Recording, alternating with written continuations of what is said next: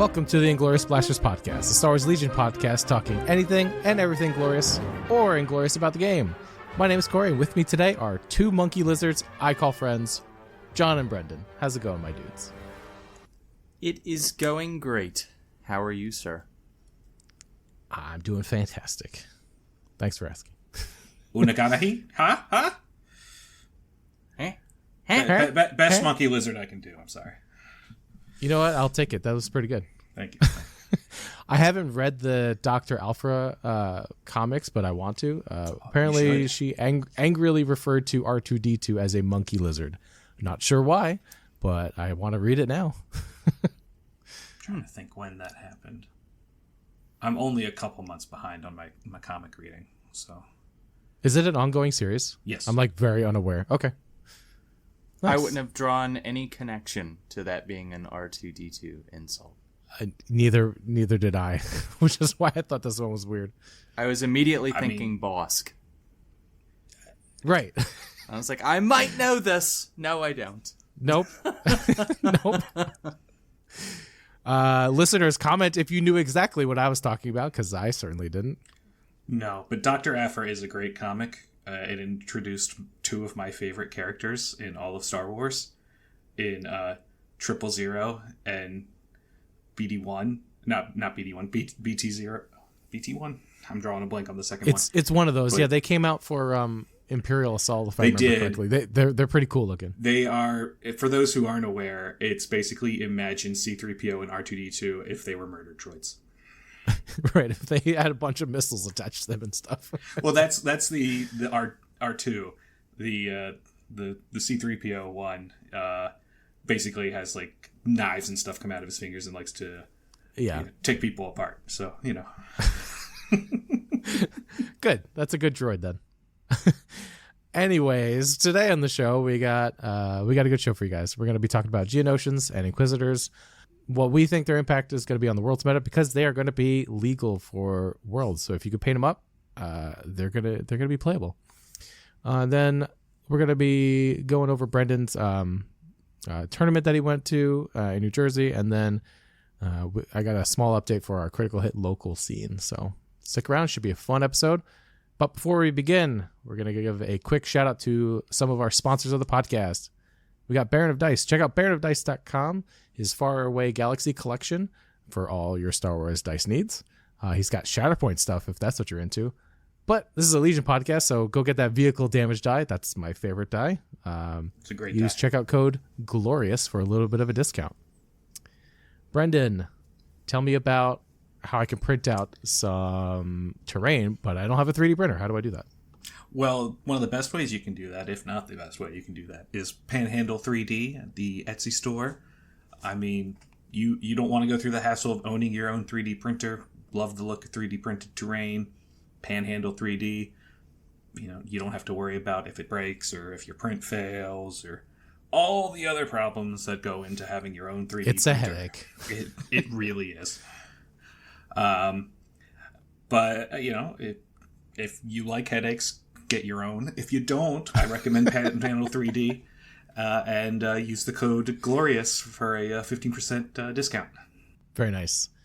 John, I hear we have an update for my favorite ad sponsor, the Dice Must Flow. We do. So if you have recently tried to go to the Dice Must Flow's Etsy shop, you would have seen that the shop is currently not up and running at the moment. So they are on a temporary hiatus, and they will be back up and running momentarily, where you can get a awesome custom dice tray or choose from many different options from, Star Wars, D&D, Warhammer 40K, any of the GW products. But like I said, right now they're on a brief hiatus. They will be back up shortly, and we should have an update by the next episode from this episode, so another couple weeks from now. So stay tuned. They will be back up shortly, so just wanted to give an update there. Awesome. Thank you. Then we're going to give a shout out to some tournaments that are coming up. By the time this podcast airs, I think LVO is already happening, if I remember correctly. LVO will be over by the time this comes out. Yep. There you go. So I hope everyone had a great time. We got Du Bois, the Golden Sprue in Schenectady, New York, the 27th to the 28th. Brendan might go.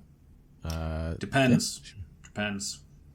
Depends on some things. Depends on some things in the sports world. So sports, yay, sports ball. Go I'm not Ravens. saying anything out loud for little stitches. So that's fair. It's fair. Moving on, we got the Critical Hit Games tournament February. Wait, I think I got the date wrong. February 3rd. February 3rd, everyone. I'm going to be running that one, so come check it out, and it should be a great time. And then we have a tournament at Gameskeep February 24th. John should be going to that one, I believe. That is correct. I'll be at your tournament as well. But, yay! I forgot.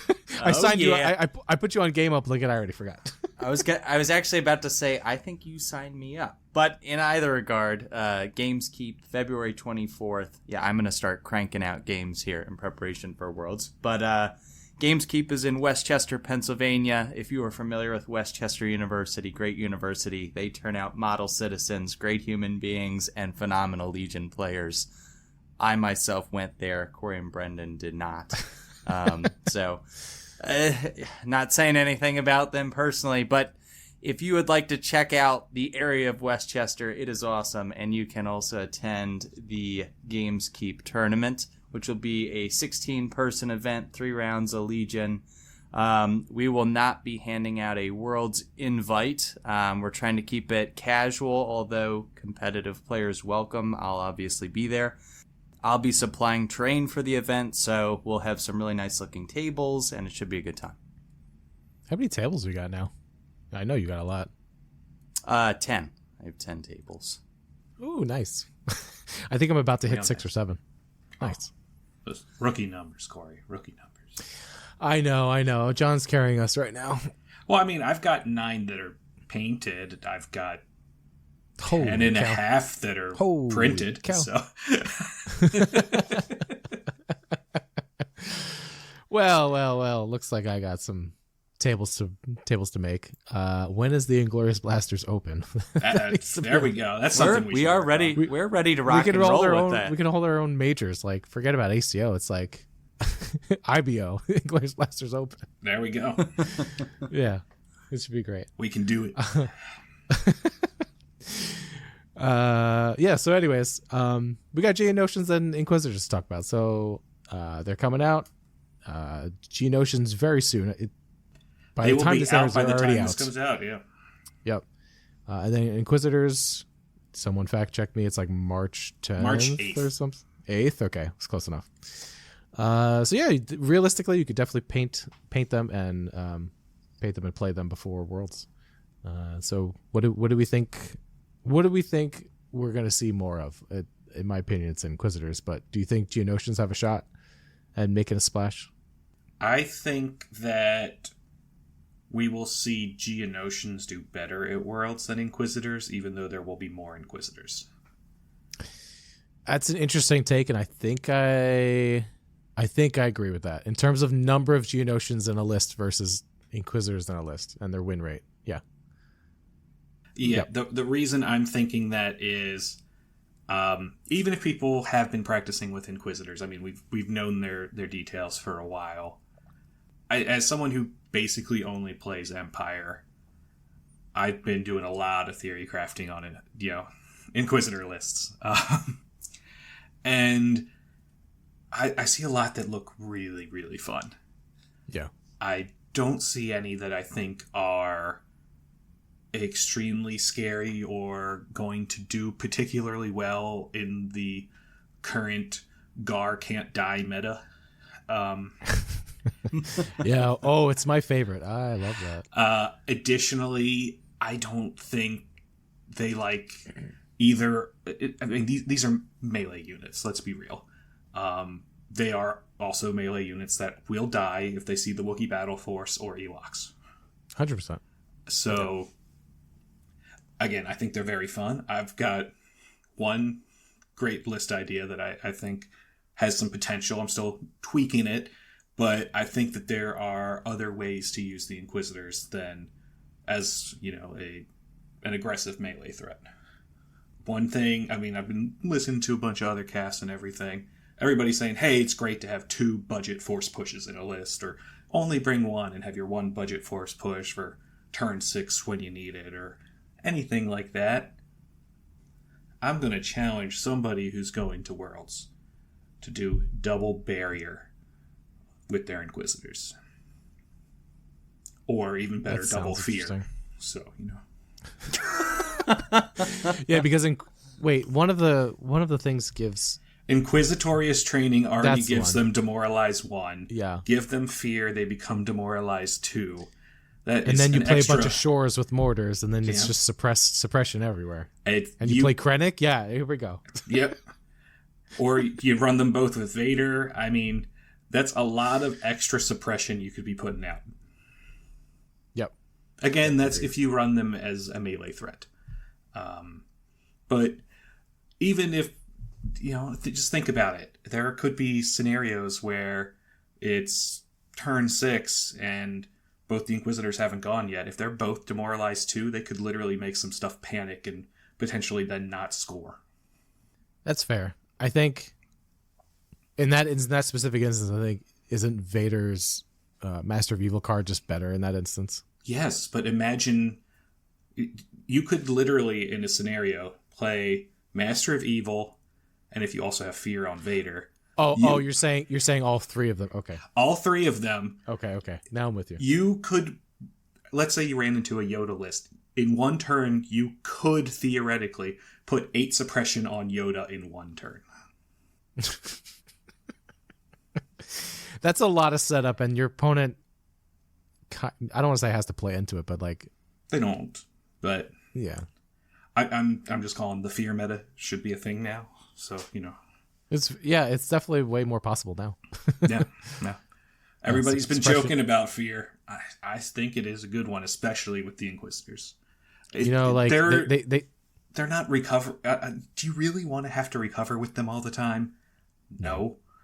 So put something on them that also doesn't get impacted by opposing Inquisitors. So, fear. Okay. Sure. I like it in theory. I just like to see it on the table first. That's the problem. I have a hard time visualizing how that's going to play out. Fear. I just blacked out. For realistically, what were you guys? Right. As soon as he said fear, he was like, "All right, I'm going to check out." No, but realistically, I think people are sleeping on potential for them to just be a double barrier to protect your army, and then they're single models. They're easy enough to hide. You just are recovering every turn and keep having barrier, and they are your linebackers. So if another thing comes at you, they can intercept. So I do think there's some play there. Especially imagine if you come up with a list that works with a Dark Trooper or 2, and you've got 2 barriers to protect your Dark Troopers. Yeah, you're canceling if you do it right and stuff happens. I guess 4 crits. Yeah. Right. Yeah. If nothing else, it's at least 2 per turn. Right. Which is not nothing. That's pretty good. Yeah. Yep. Yeah, that's what I was wondering. I wonder if they're going to pair well with Dark Troopers, because the Inquisitors are cheap, and having 1 cheap force push is pretty decent. So that sounds fun to me. Yeah. Been looking for an excuse to play my Darks. Yeah, I keep coming up with so many ridiculous lists. And obviously the most ridiculous one is the double Inquisitor, double Lat. But I was hoping you would say that. Mm-hmm. I was waiting for it. Yeah, I can only get it up to 9 lists and feel good about it. 9 acts and feel good about 9 it. acts. But then the Lats are kind of lacking in that list, which is disappointing. But yeah, that's true. I don't think you really want to deliver them though. No. No. I think you want to pick your engagement point. I don't think you want to go balls to the wall. No, I do think that is a trap. But yeah, I think there's a lot of cool things you can do with them. It's just going to take some playing and to figure out what they are actually best at. Right on. John, what about you? Yeah, I mean, I pretty much agree with a lot of what you guys said. I don't think they will be as game-breaking as what a lot of people initially thought. And I think a lot of the Force users that are going to really be hurt by them, a lot of people aren't playing right now, which I mean, a lot of people have already kind of said, so that's not like, some new crazy statement that I'm making. So I definitely agree with that. Like the ones that are top meta right now with Yoda, Anakin, anything Gar.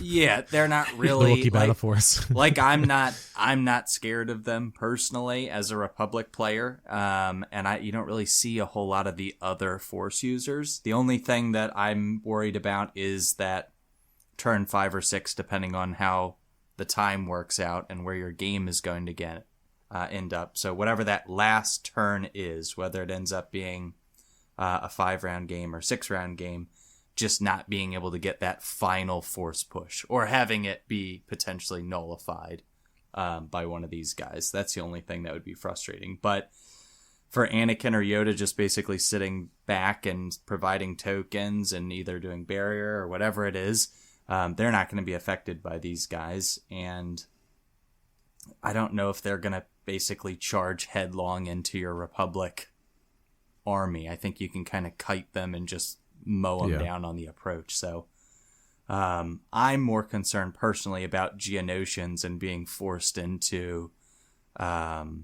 objectives you do not moving. An objective that is I don't want to have to move around. I just want to stay in a ball and just I only sit know there. how to dodge shoot and aim shoot.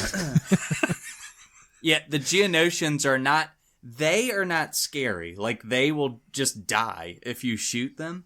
What is scary is the objective play and them starting, like a bid war again, like we've seen in, with certain SKU lists and being forced into a situation where you have to play like breakthrough with a high act list or recover the supplies is the obvious one, and being a Republic player and not being able to get them because they're just going to be bouncing all around the table. Because if you can shoot them, they're dead.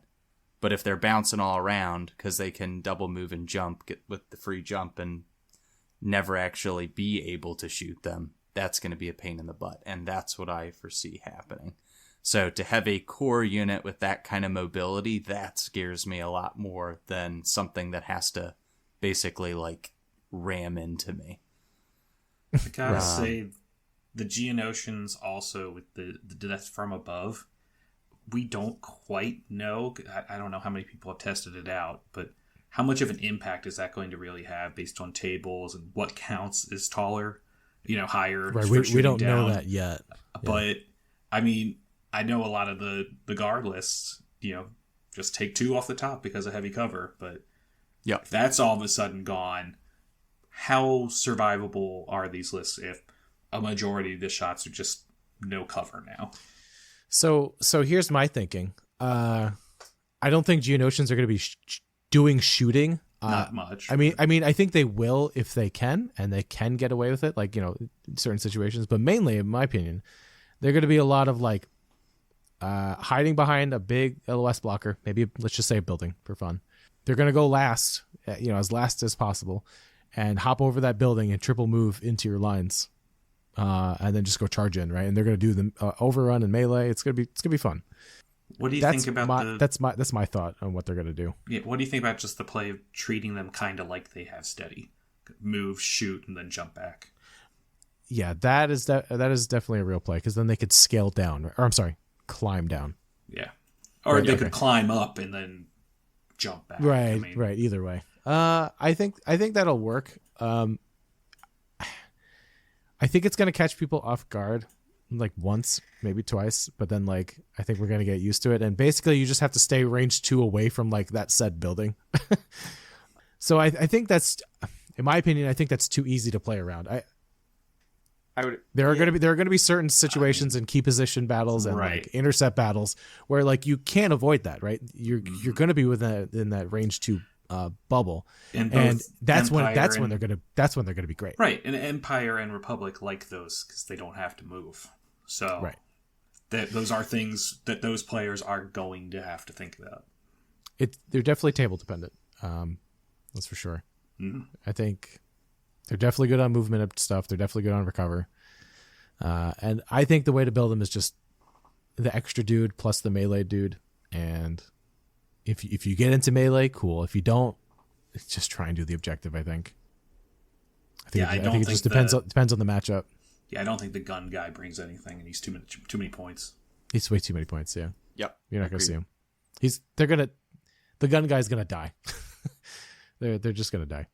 So like that's why I'm trying to like fit him in with like, Magnas, like I don't know, like four fully kitted out Geonosians and then like 3 Magnas and like 2 regular ones and Poggle. Like I think that's a list I made.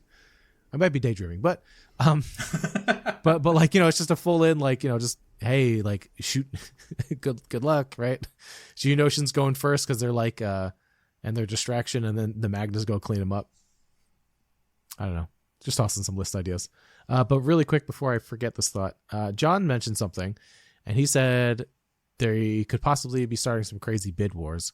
So I think the most impact at Worlds is going to be bidding rather than Geonosians and Inquisitors, solely due to the fact that if you lose a game, you're out. So I think people might come out with SKU lists that are like annoying to fight against and bid for it. So yep. Wookiees, if you have speeders, Blizzard Force, I hope you're bidding again. I mean, yeah, stuff like that.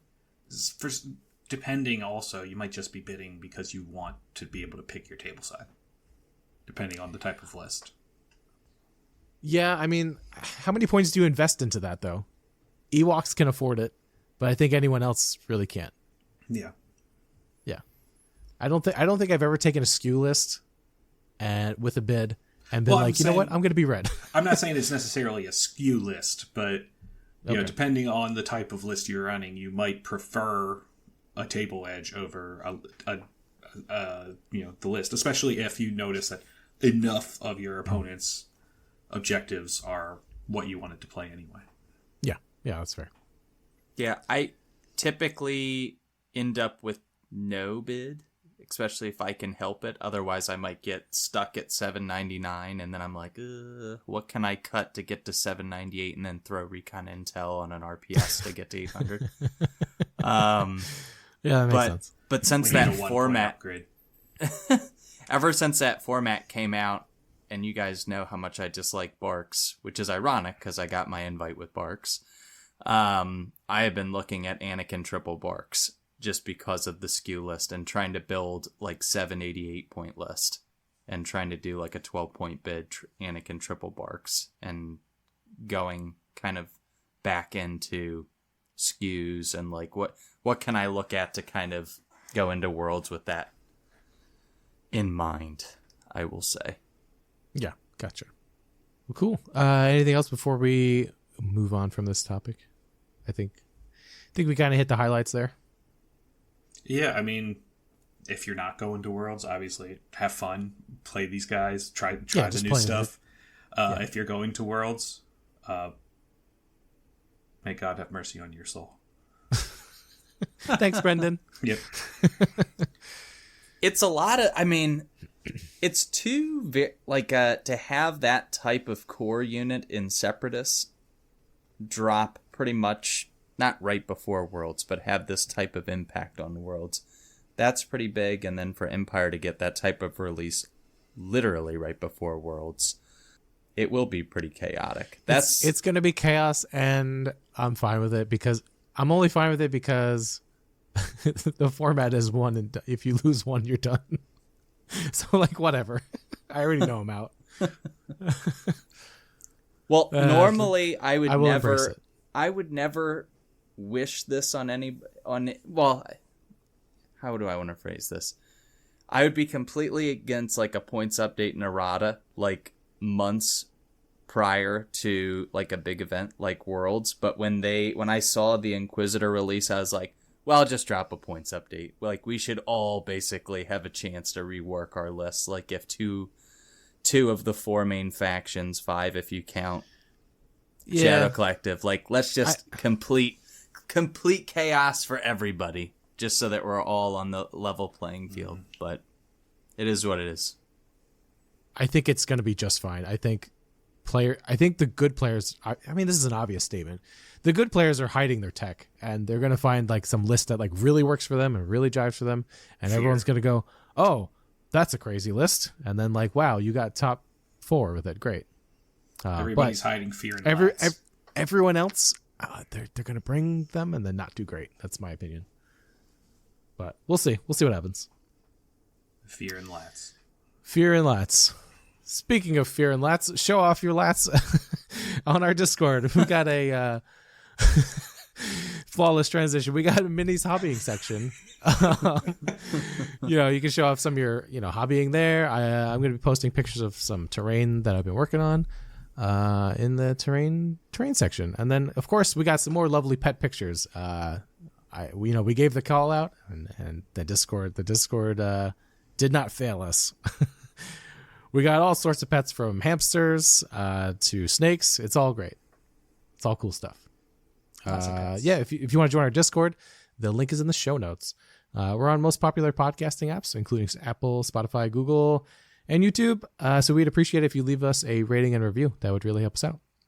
We got an email address, swlingloriousblasters@gmail.com. You could send us any type of mail. You got questions, we'll answer them on the show. You can follow us on Facebook and Instagram. Just search SWL Inglorious Blasters or Inglorious Blasters, a Star Wars Legion podcast on Facebook. Alrighty. With the social media garbage out of the way. Woo! Woo! I'll give a quick update for the Critical Hit local scene that I'm trying to make. So I gave a shout out to the Legion players in my area, and luckily a lot of them responded, right? So some of them can't make it on Mondays, which I understand. All good there. Not every day works for everyone, but that's the day that the store plays at. So we got, if you don't include myself, 4 other players. So that's a pretty good turnout. And then, if my 2 other co-hosts would show up some of these days, we could get more. I don't like traffic. That's fair. I'm on the wrong side of the city to get there in a reasonable amount of time. John drives for a living, so he's got no excuse. I will be there. My man. But it's been good. So I've gone to 2 of them now. This last one, I braved the snow like a big dum-dum, and I did get 1 game in, but that did affect some of the player turnout, which is fine. Next week should be pretty nice.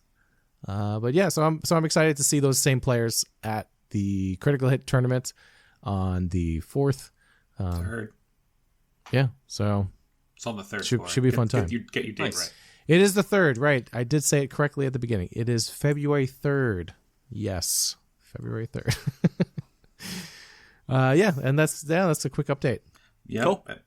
Well, but no, that's not the whole update. There have been no lats. Oh, right. Yes. Brendan has been calling me out on Yeah. on the Critical Hit Star Wars group page. There's been Corey no has lats. He's been posted doing his pictures. job. There have been no lats. Yep. I've requested Daryl to bring his lat in so I can shut up the peanut gallery. I will show up with a double lat list. Oh, perfect. There we and go. then I will kill 2 gonna be on the birds, table. 1 stone. Right. It'll be on the table, but you won't play it. Right. You own 2 lats, you monster. Yeah, 3 lats. 2 Gar, 1 3? Empire. Oh, okay. They're different paint schemes. Okay. Yep. Okay.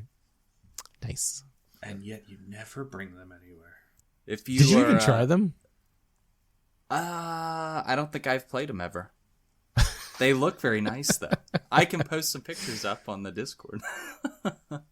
Yeah, do it. The lat attack. Lat attack.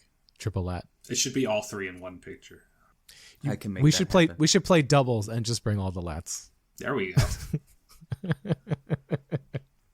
What could go wrong? Absolutely nothing.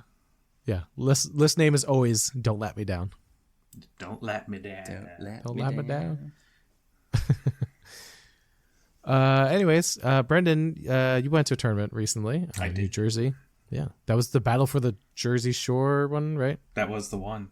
Yes. How'd you do? It was a World's Invite event, and there ended up being 17 players, so only 1 invite on the line, hoping we'd get to that 32 mark and have a secondary tournament, so there would have been 3, but unfortunately didn't get there. So as I've been talking about on the cast, I keep trying to come up with lists that I like for Moff Gideon. So I named the list that I ran. Moff Gideon is a good commander, because most people think he isn't. So, Me being one of them. yeah. Come on, Corey. The list I ran was 800 points and 11 activations. It was Moff Gideon with Improvised Orders and the Darksaber, IG-88 with Hunter, Emergency Transponder, and Targeting Scopes, 2 Shore Troopers with T-21s and Medical Droids, 1 Shore Trooper with Del Miko and an R4, 3 Mortars, and 3 Sniper Strike Teams. Before I get into the games, I will say I'm not ever running this list again. Things didn't work out the way I had envisioned in my head on how I could work with this list. I personally don't think IG-88 was a good thing to have in the list. I would have preferred not having Del Miko and the R4 and instead of have another T-21 and a medical droid. But the real thing I was missing from my list was impact. I had a lot of critical. These guys are laughing because they know what I ended up facing. I know what happened. So round 1, I end up playing against Matt Hall, and Matt brought Tempest Force, double ATST, bunches, scout teams, classic kind of Tempest Force. I ended up being the blue player, and we played Clear Conditions, Rollout, and Bombing Run. Yes, I had Bombing Run in my list with my complete infantry. The reason being, I thought, depending on the lists I ran up against, something that people would never expect is how good triple moving infantry with bombs could be, because of and then healing them back. Yeah, because of the ruthless keyword on Gideon. I still think there's some play there. It didn't work out this way in our game. So Matt put his 3 bombs, 2 of them on his ATSTs. One of them was Marquand, and on his Stormtrooper squad that had the heal bot for the ATSTs. Mm-hmm. I put my 3 on my Shore Troopers. I think the game would have gone very different if Matt hadn't, instead of just going with his ATST straight across the board to score, he turned both of them right at my troops to start blasting. He didn't play the objective, got it. No. He did it with the Stormtroopers, but not with the ATSTs for a bit. Nice. That's fun. We get to a point where I've killed Marquand. Half my Shore Troopers are just hiding behind a building, trying not to die. And he gets his other ATST to within scoring range and drops the bomb. And that was a great play because it ruined what I was hoping to do with IG-88. Because now IG-88's entire activation was move and claim the bomb so it didn't go off. So I pick up one of a bomb that was dropped and was going to score. His other Stormtrooper unit with the bomb is on the far side of the table, just booking it. I've got all my strike teams kind of hiding in the back. I end up moving one strike team and engage to stop his strike team from his Stormtroopers from being able to continue booking it. They were basically at that point a withdrawal away, and they'd be in range to score. And before he could get the withdrawal, I was able to get a second strike team in engaged, so he couldn't withdraw. Nice. So he wasn't able to score that bomb. How it ends up is we're looking at the table. Neither of us are going to score. So we just decide, all right, we're blowing up bombs and seeing what we can take with us. So he sets off his bomb. It ends up killing my strike teams. I set off one of my bombs, and I take out one of his scout teams with it. Yeah, because it was only down to a couple models. Yeah, nice. And so final score was 0-0, and I win on kill points. So, what a weird game. Oh, yeah. I mean, I killed both of the ATSTs and, one of his strike teams. He killed 2 of my strike teams and something else. Probably one of my shores, if not, I think one of my shores. Maybe 2. And a couple of the mortars. But the craziest thing was both Gideon and IG-88 were hiding on 1 health each. So they're just that's all they They need. were limping along. Yep. So, game 2. I get to play Pat Sherlock. We have played before. Great guy. I just played some ATSDs. Why not play more ATSDs? Another Tempest Force. Ridiculous. This time, I get to experience the full terribleness that is Tempest Forced. Because the first game we played Bombing Run, so they didn't scout. This time they scouted. And I definitely misplayed where I put my troops, because all of a sudden, there's some ATSDs in my face. Yeah, suddenly range 2. We end up playing Clear Conditions, Major Offensive, and Intercept. This one, I was not getting enough crits to really deal with these ATSDs, hence why I missed Impact. And we get to a point where I have an out to win this game. I don't win this game, but I had a play. The dice just didn't go in my favor for it. It was a long shot, but it was along the lines of he had 1 unit on his back intercept point, and IG-88 was engaged with a squad. If IG-88 was able to kill both squads, he could have moved and been in range to score the back point. Because he's got the versatile gun and he's got his axe. And both squads only had, I want to say, 2 guys left. Maybe the guys he was engaged with were 3. I can't remember. But it was close. He kind of just whiffed his roll. And Dang. I had the play. It was there. The dice betrayed me. Ultimately, though, I can't blame just that one. That just would have been a complete amazing out.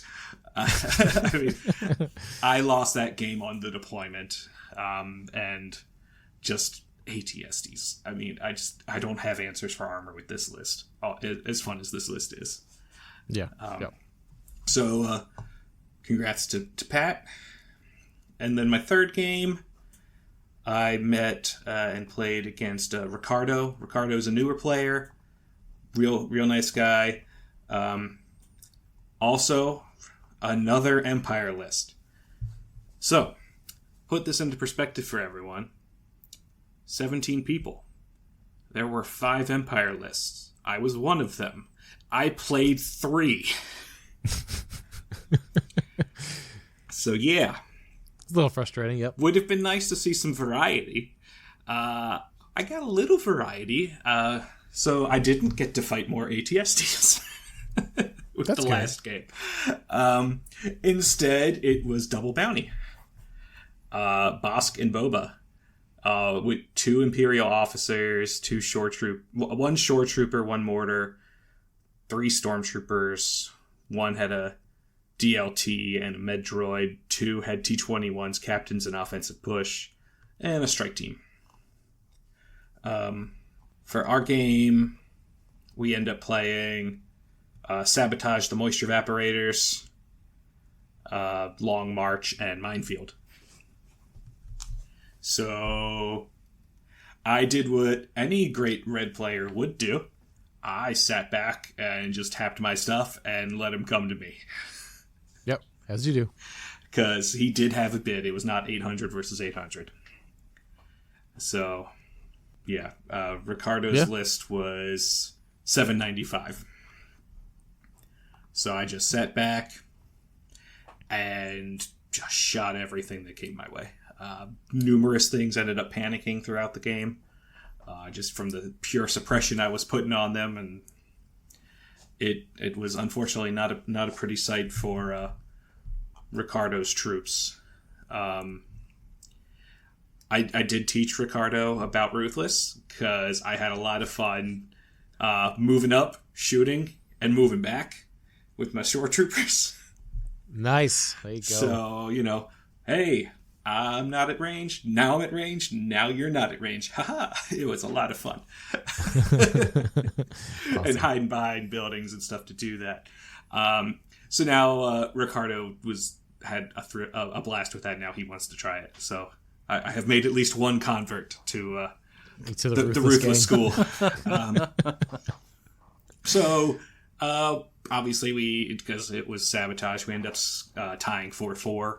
And it goes to kill points. I killed 371, and all I lost was a mortar. So, Okay. Yeah, it was. Moff Gideon literally never moved. He just sat in the spot where I deployed him. He was chilling, chilling like a villain. He was just the only things he really did to contribute was shoot his own men. Yep. He just got in position and was like, all right. Yep. Ruthless Slayer. Yep. Nice. So, yeah, good times. So I did not get my invite as I lost a game. Congrats to Pat. He did end up getting the invite. And I believe that makes 4 store championships where my only loss was to the person who got the invite. So, go me. Always so close. Brendan. That's all right. I'm sure. It sounds like a lot of fun, and I wanted to make that one, but I just couldn't make it happen. Yeah, so I want to congratulate whoever ends up winning Star Wars trivia this year, because I won't be there to take it from you. Well, I'll tell you what. It will not be the Inglourious Blasters team, because we are nothing without Brendan. This is ridiculous. I thought I was going to get one of those cool medals that was dangled in my face because I didn't go last year. You know what? If we want to get one of those medals, then I think we just have to pay for his flight. And just tell him to come anyways. That'd be fun. Get me, just have me show up for that night and leave. Just leave. It's like, all right, your job here is done. Goodbye. That would be funny. Oh man. I mean, like, you fighting that many Tempests, and then like we saw a good amount of Tempests at PAX. Yeah, I think people are starting to take them again. At least ATSDs and armor in general. Mm-hmm. So I don't like that. Yeah, I don't want to fight against that. Definitely plan for it. I think Tempest is probably the most likely version of Empire that will be seen at Worlds. It's either that or Dark Troopers. Yeah. Armor. Yeah. Armor in general, yeah. Yeah, I don't think any other faction's that good at armor. Maybe Gar, but then why aren't you playing the other stuff? Yeah. Yeah, I think that's like literally it. It's just Empire stuff. I mean, it makes sense. It's the Empire. Right. Well, cool. Yeah. Anything else? I mean, it's a little early, but yeah. Hey, you guys got anything else before we close out the show? We got nothing. Got nothing. I'm just gonna say, even if you're going to Worlds, if you think you're not going to win, you're not going to win. So just make a list that you're going to have fun playing. That's right. Value fun over hyper competitive. Who knows? I don't know. Just play whatever you want. Yeah, that's what I do. Yep. Even when I'm trying to be competitive. Think about how well you would do if you just used the good units. Just think about it. This has been the Inglorious Blasters. Thanks for Thanks for joining us, everyone. My name's Corey. I'm John. I'm Brendan. I think I might be a little crazy. Stay glorious, everyone, except for the lat. Heresy.